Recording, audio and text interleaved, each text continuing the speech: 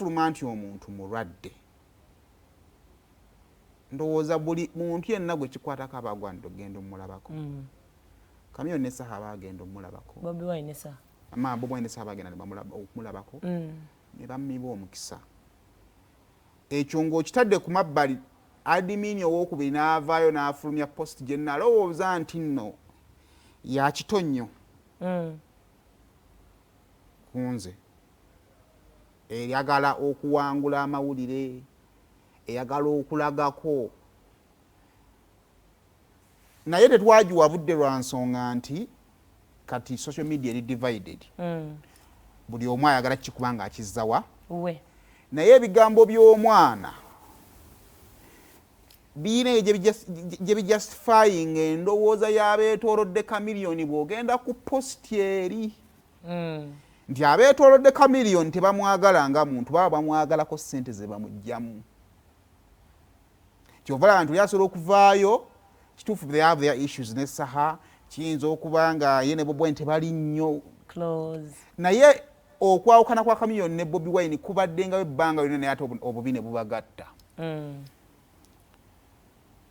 oba okitegeera kati nekiddayo nolaba olaba post eno n'ogatta n'ebigambo by'omwana kiyinza okuba nga abali mu bulamu bwa Chameleon kye tujja okusobola okukola kiri kimu kutubuulira moments zinaasembayo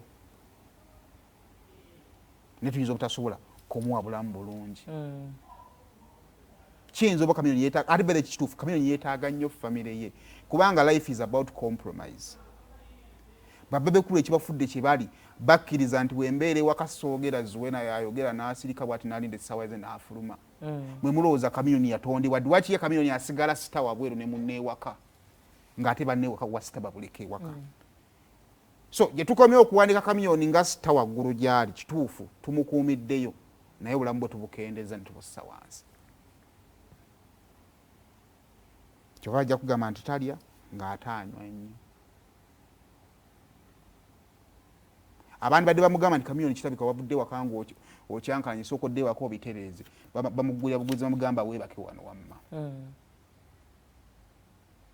mugenda okumaza nti muwadde mukisa kurealizing ewaka gye navudde ngakyankalanye lwaki navuddeyo abazadde beddanga bw'ova yajja kugamba gwaki weebase mu ntebe nti omukazi ankyankalanyezza musaawe emu nkwagala waka dayo tereze ebintu ne mukyalawo bw'omala ofuluma nakwata essimu nakwira omukyala wuyo akoma ne mbadde nsaba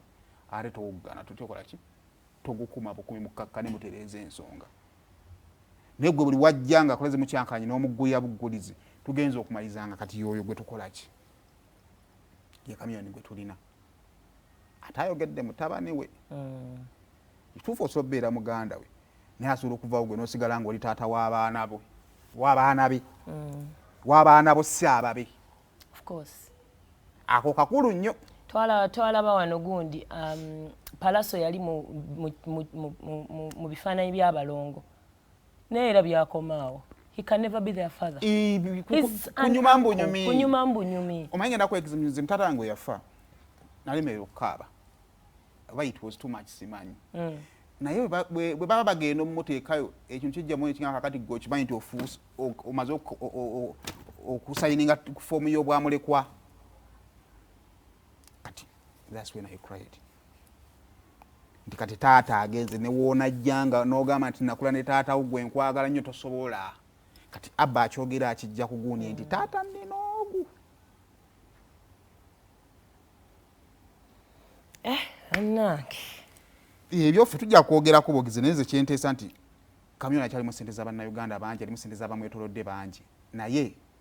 obulamu bwa Chameleon buli very important kyensaba tukkize ekyo kimu empungu terya bire awo ge mazima ekirungi Katonda awadde Chameleon obulamu obulungi Chameleon yafuna stardom as early as 25 as early as 20 nga wakitalo nnyo bw'abanga obadde wakitalo for 25 years egyo emyaka mingi nnyo waliwo n'omusajja atafunanga wadde n'emyaka ekyo yali yakava ku university bamugamba wasa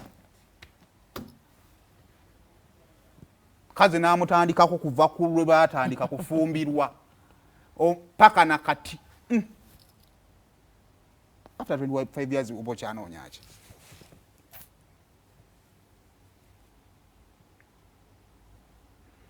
awo tuveewo ndowooza n'obudde buwedde ala tunaatandikira awo ku Ssebatta tugende mu bulango bw'abasajja